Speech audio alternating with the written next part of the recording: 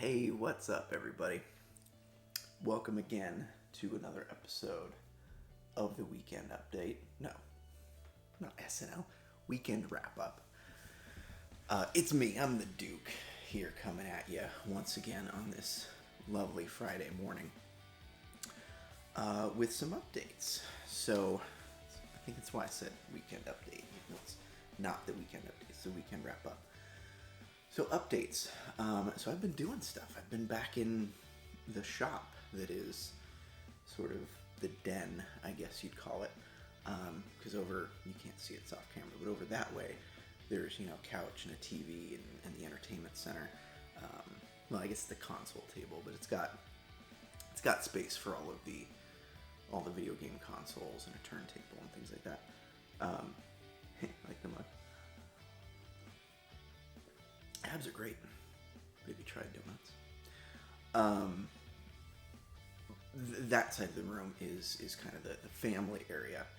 This side of the room, my workshop, workspace, whatever you want to call it. So last week we were talking about the fact they were in the pot. They're not in the pot anymore. We were talking about masters that I'd made, some new masters from commissions. So this first one is not actually a new commission. There's the bear. It's D6. It's kind of diamond shaped, 3D diamond. Well, it's over there now. But that one that's over there now, that one was, I commissioned it from JayDot a while ago, like basically when I first started on this whole journey. So, close to 8-9 months ago. But I made several, I made masters from it's basically what Jay does is they 3D print the dice, then they polish those prints up, mold them in tin cure silicone, because UV resin doesn't play well with platinum cure. You mold them in if you want to pay for this, obviously, this is one of the services that the wonderful JayDot offers in their shop. I went whole hog. So, printed the dice. Well, first custom designed the dice. So I wanted the high face to be a logo, and it's actually this logo behind me is courtesy of JayDot as well. I added the text, a little bit of graphic design, but the logo itself is all JayDot. The bear. Worked with JayDot to custom design the bear logo. Then they, worked it up in a 3D modeling program on the dice. I chose a custom font. They put the dice together in the computer in the 3D program. I sound like somebody's grandpa. They put it in the computer. Anyway, they worked up the 3D dice program. 3D printed it in a resin printer, then took those printed dice, sanded them down, polished them, got them to a nearly mirror finish, molded them in a tin cure silicone mold. I gotta take a sip of.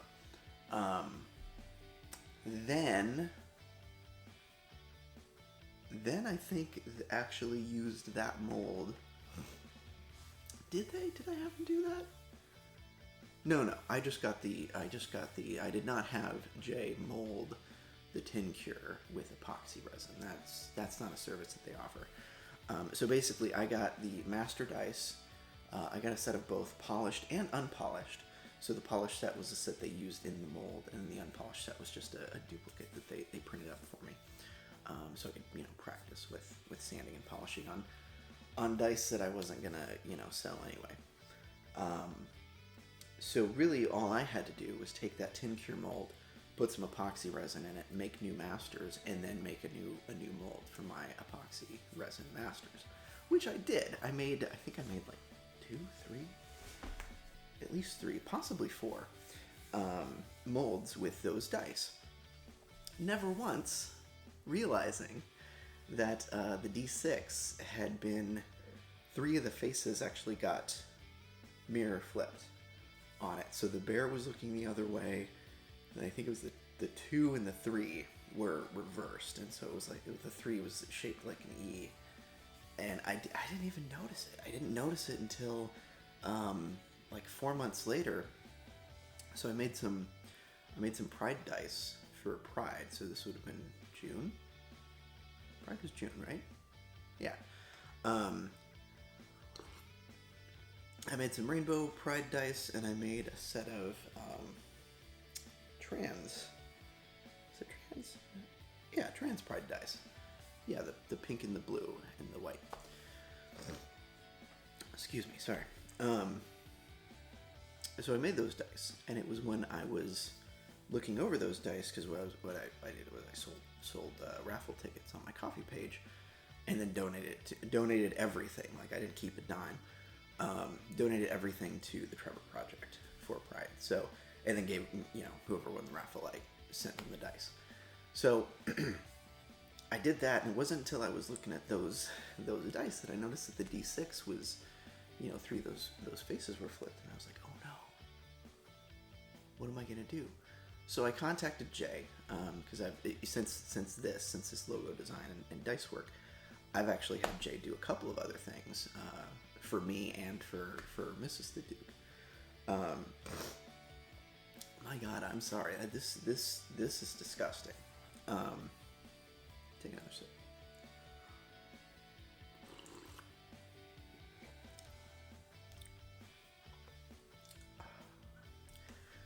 So I've been in contact with Jay, and so I reached out and I was like, hey, I literally just noticed this, and I'm sorry about the delay, but I didn't notice this until now. But this D6, it's a couple of the faces are flipped.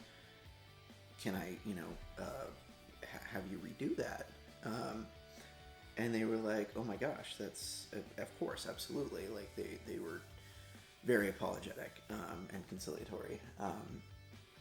And I was like, no, that's cool. Like, how much do I owe you? And they were like, oh, like, this is fixing my mistake. Like, you don't owe me anything. I've got to do this myself. And so they were like, are you okay? Because you had a polished and molded. Are you okay with just, a polished? Actually, no. Yeah, they didn't even ask me that. They were like, you bought polished and molded. I'm gonna have to print you a new die, polish it, and then mold that single die and send it to you. Sure enough, that's what they did, gratis. So Jay, like, I can't recommend JayDot enough for any of your dice needs, any of your various kind of tchotchke needs, because they sell some resin stuff, some other stuff that they make in their shop. I can't recommend Jay enough. Fantastic.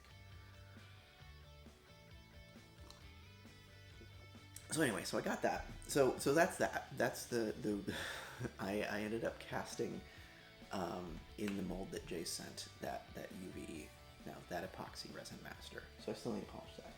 The other couple of things that I commissioned from Jay that I just finally got around to pouring masters for are this blank, and you'll note it's larger than a D20, but it's got something cool. It's got, look at that.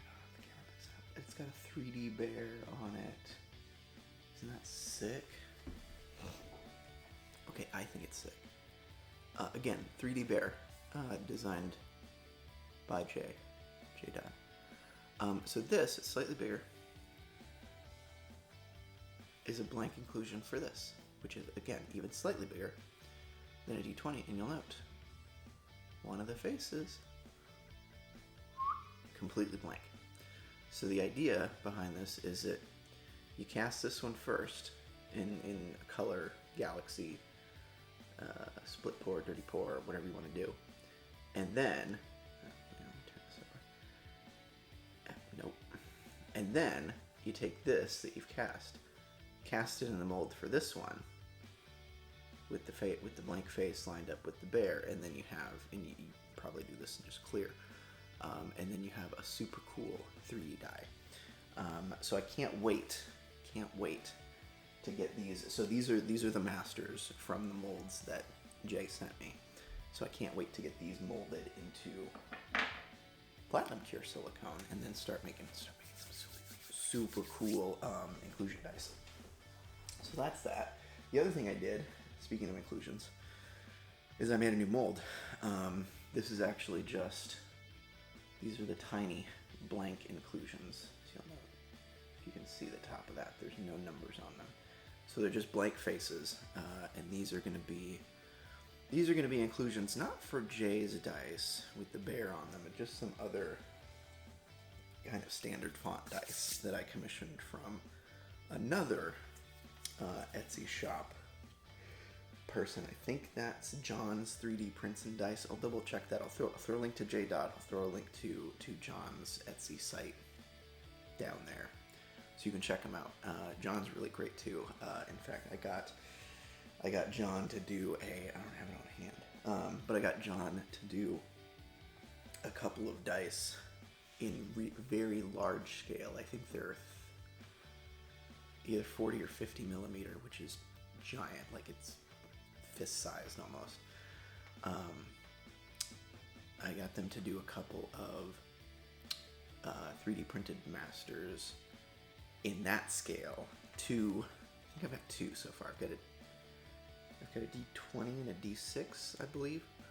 I want to do a whole set, and it's obviously, since they're so huge, they take so long to kind of get set up, and then a lot of silicone to mold them, a lot of resin to cast them, so they're going to be expensive. But I want to market them as the BBED, the Big Bad Evil Dice. So you know, when your BBEG shows up in the campaign, you as the GM, you're like, okay, blah blah blah. You're given the setting the scene and getting ready, and then you reach under the table and go, boom, and set down this set of, like, it's gonna be huge, this giant set of dice, and you're like, and then the battle begins. Roll initiative. I think that's a cool idea. So the only thing is, like I said, because they're so big, because they take so much material, they're expensive to commission. So I've only commissioned 2 so far. What I might end up doing, sorry John, what I might end up doing is just making my own. I mean, I could do it. I've got the font. I've already toyed around with.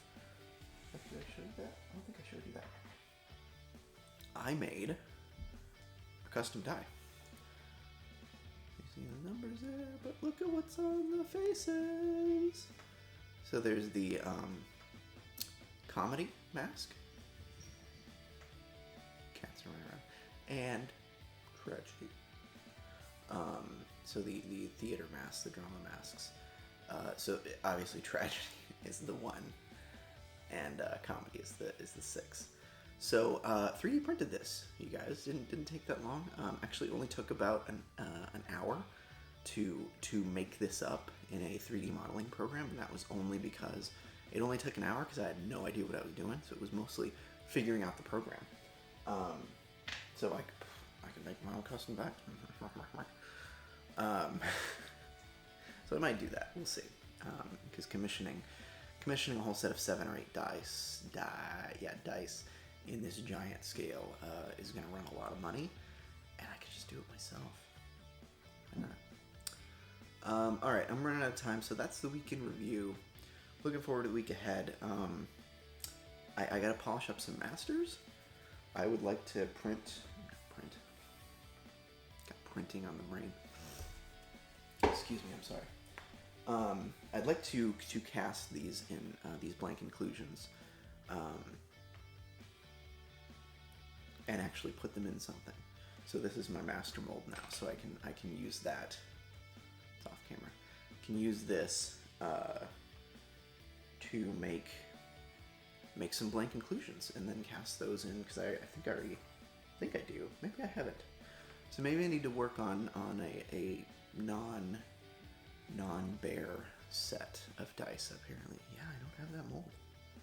Yeah, I never made that mold. Okay, so gotta get that mold made too. then I can cast, those blank inclusions that I've cast. I can cast them in the numbered molds, and then we're good to go. So I'll probably work on that. I'll probably work on polishing. The other thing, very exciting. The other thing that I'm excited to work on, and I can't show it to you because it's pretty huge. It's like 12 by 16. It's a box. So Mrs. the Duke actually had a pretty good idea, because we got a lot of puzzles around the house that we haven't done, and when we do them, we like to. I think I can show you. Don't give you motion sickness. So that's a puzzle, and then you'll see over on the wall above it. So this right here is one puzzle. This puzzle's been put together for probably decades at this point. But this puzzle up here in the frame, we put together as a family a year ago? About a year ago. And then we framed it.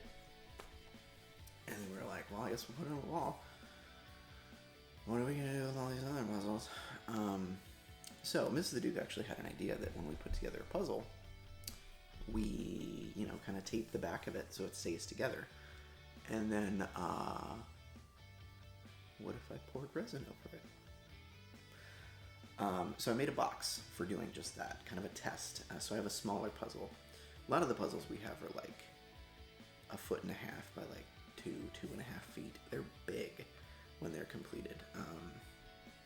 Phrasing. But this one I found is actually, it's like 11 by 15. So I made a, 12 by 16 box. So the idea is that I'm going to pour a couple of layers real thin, because it's a big box. I can't fit it in my pressure pot. Pour a couple of really thin layers of resin on the bottom to get a solid base. Not plop, but gently set the puzzle in there, and then pour several more layers of clear resin on top. And then, hopefully, once it's all set, I, unscrew the box, take it apart, pop the, what would now be a 1/2 inch thick slab of resin surrounding a puzzle. And then you have, a placemat, you have a place setting, you have a neat centerpiece for your coffee table. People have those anymore? I don't know.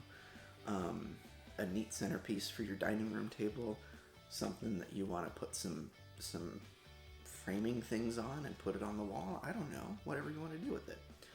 So that's the idea. So that's something that I'll probably work on in the week coming up.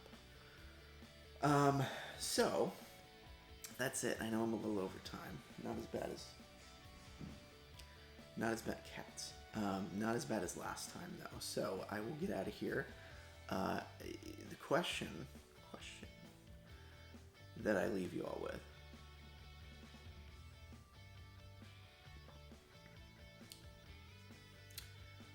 A question. Apparently I'm 15. Question that I leave you all with is, and I don't think I've asked this before, maybe I have. If I have, my apologies. A question for all of you is, are you a morning person? Are you a night person? So you're an early bird or a night owl? Me, I think I've always been more of a night owl.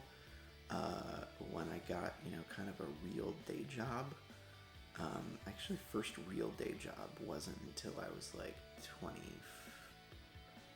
or so. 23, 24. Because I worked at the university, but it's like I didn't have any classes that started before 10. So I sure as hell wasn't getting up at like 6:30. Obviously in high school I had to get up at like 6 to get ready and catch the bus and go to school. But once I stopped having to do that, I did not get up early again until, I think I was like 23, 24. I had a job at a call center, and my initial shift was 10 to 3. That was a sweet schedule. No, I think it was 10:30 to 3:30. No lunch. So it was just, 25 hours a week? Enough to get benefits, but not full time, and I didn't have to get up at 6:37 in the morning. It wasn't until I went full time that I got. I think my first schedule was 8:15 to 5:15. Then I had to get up early again, and so I think I made myself into a pseudo morning person. And right now it's not even 9 yet. Which is why I have this. So I think, given my druthers, I would definitely be a night owl. But how about you? Let me know. Hit me up on the Patreon comments. Hit me up on the coffee comments. Tweet at me. That's the only way you can reach me. Only ways you can reach me. All right, until next time, everyone. Have a great rest of your Friday. Have a fantastic weekend. And I'll talk to you all later. Peace.